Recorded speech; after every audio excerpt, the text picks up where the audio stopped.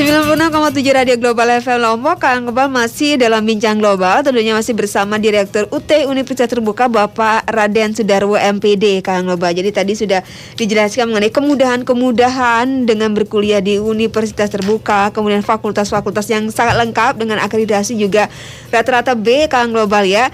Dan mengenai biaya nih Pak Raden ya, pastinya di saat pandemi ini yang paling masyarakat pikirkan itulah keuangan.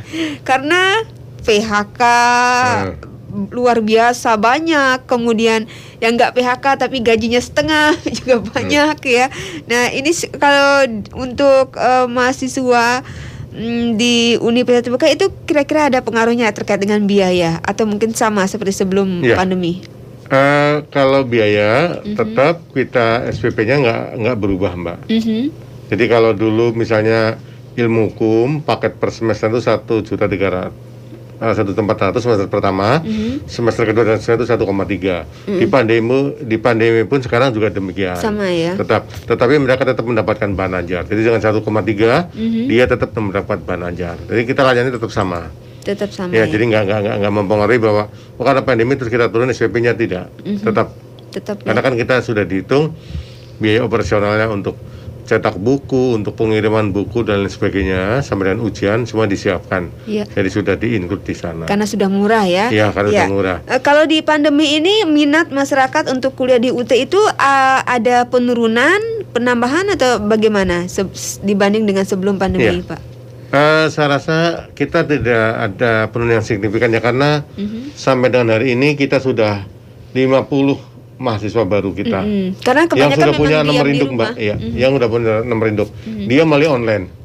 Artinya kan kita tutup nanti di bulan Juli akhir, artinya masih lama. Nah, yang tahun-tahun lalu juga sekitar di awal bulan gini juga kita udah dapat 50 mahasiswa baru.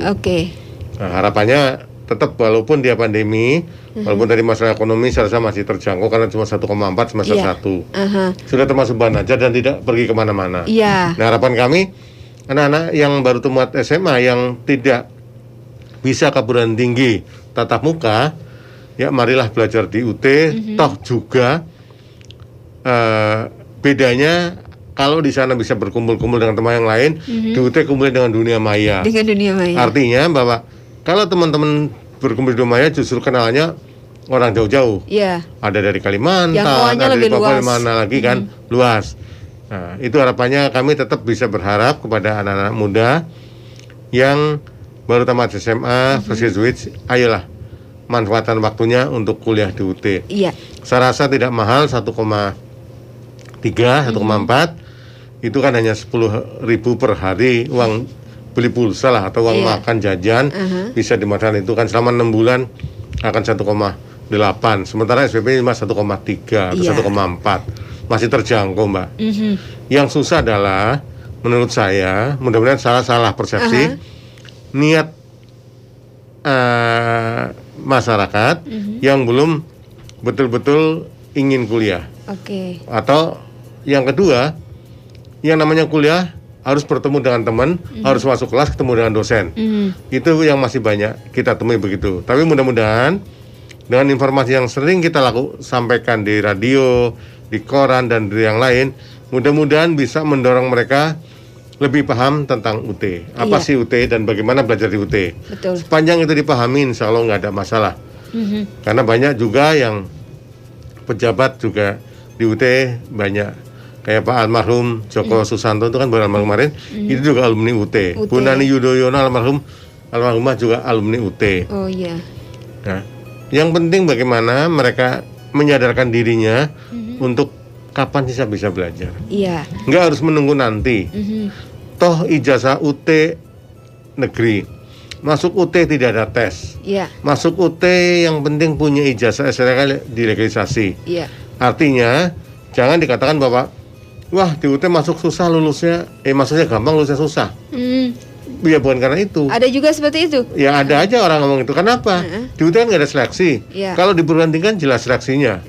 Dia harus seleksi begini, tesnya begini, sekian baru bersaing. Satu kursi mungkin 1 banding 50 orang. Di UT kan tidak. Berapapun masuk silahkan aja. Yang penting mereka mau belajar atau tidak. Itu aja masalahnya. Gitu. Jadi kalau bilang masuk UT lulus UT susah, Ya karena perbandingannya mereka memang tidak ada seleksi, beda, usianya juga beda. Kalau di pendidikan kan rata-rata fresh graduate, tamat SMA masuk. Di UT kan enggak. 10 tahun ijazahnya baru sempat kuliah. 15 tahun tamat SMA baru sempat kuliah. Jadi memang sudah beda itunya, Mbak.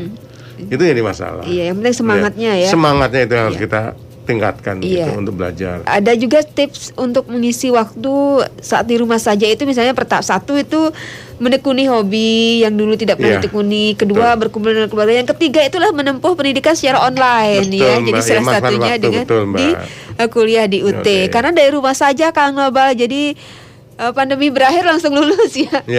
Tapi semoga sih cepat selesai ya pandeminya ya. Semoga cepat selesai.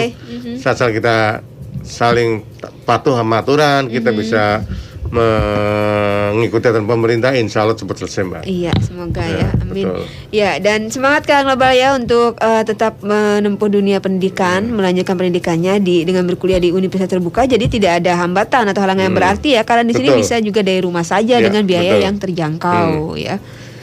Oke, untuk ini menerima sesi pertanyaan juga Pak. Oh iya, jelas. Mbak. Boleh. Silakan, Mbak. Oke, silakan ya untuk Kang Nobal yang mau bertanya lebih lengkap lagi tentang UT Universitas Terbuka, bisa ya menghubungi kami di 087865110035. Nanti kami akan segera kembali untuk berdiskusi lebih lengkap lagi. Jangan kemana-mana, tetap di 96,7 FM.